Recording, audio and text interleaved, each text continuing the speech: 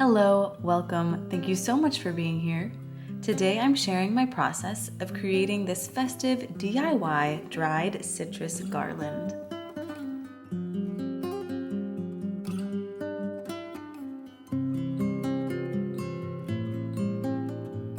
We'll begin by thinly slicing your selected citrus fruits.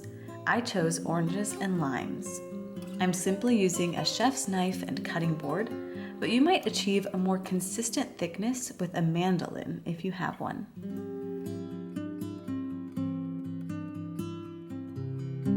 If you find it helpful to see written instructions, I do have this tutorial in a blog post, and I will link it down below.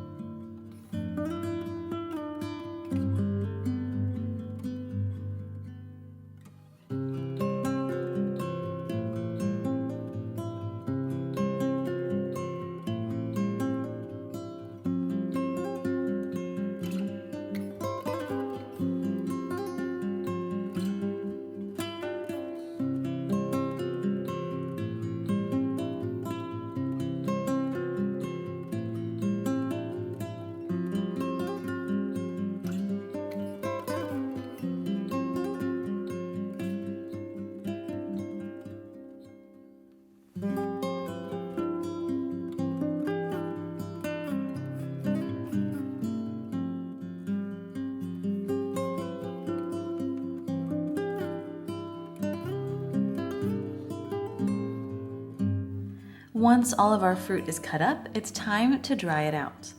A friend gave me this 4-layer dehydrator instead of selling it in her yard sale, and I couldn't resist firing it up for this project. My history with drying oranges in the oven is not a good one. I never watch them close enough, so they almost always burn and brown. I love how the dehydrator kept the colors of the fruit vibrant. I turned the temperature of the dehydrator between 135 and 140 degrees Fahrenheit.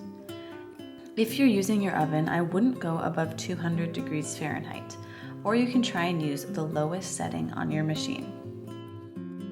Once your fruits are completely dried out, it's time to gather up your stringing supplies. All you need for a basic citrus garland is your fruit, a needle, twine, and scissors. I wanted to level up my garland, so I pulled out a few crafty extras that included craft paper, stamps and ink, wax and a seal, cinnamon sticks, and my hot glue gun. Again, all of these extras aren't necessary, but it did provide a fun craft for my oldest with the ink and wax stamping, since I wasn't comfortable with her handling the needle and thread.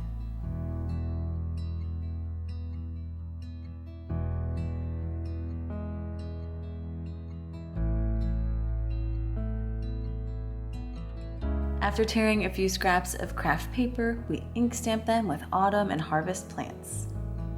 Then I brought out my wax gun and olive branch seal, and we added a botanical seal to each paper piece. Finally, I hole punched the paper to string on my thread.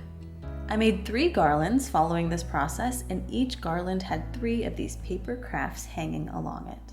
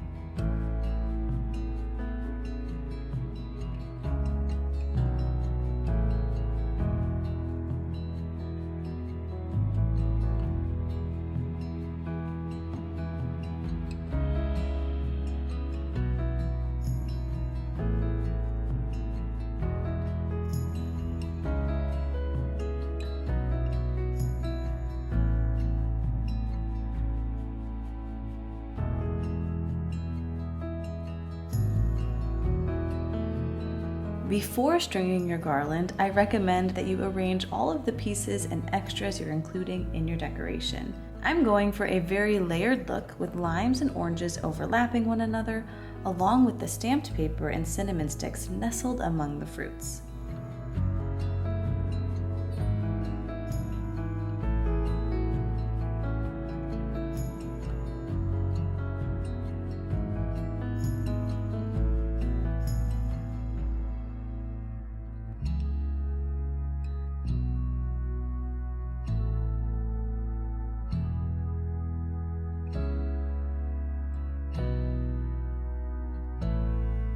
Taking your needle threaded with twine, begin stringing your garland, leaving 4 to 5 inches of empty twine at the end for attaching your finished garland somewhere in your house.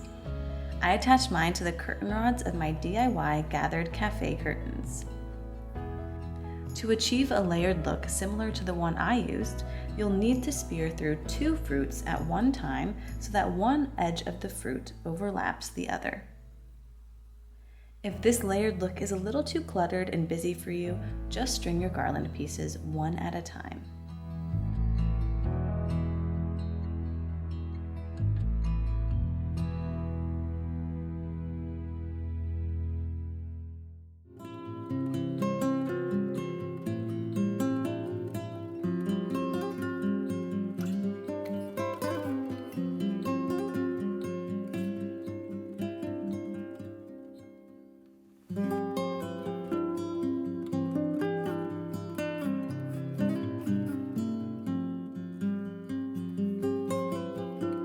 Once everything is hung on my twine, except for the cinnamon sticks, I fired up my hot glue gun to attach those cinnamon sticks throughout the garland. Finally, center and hang your garland in place.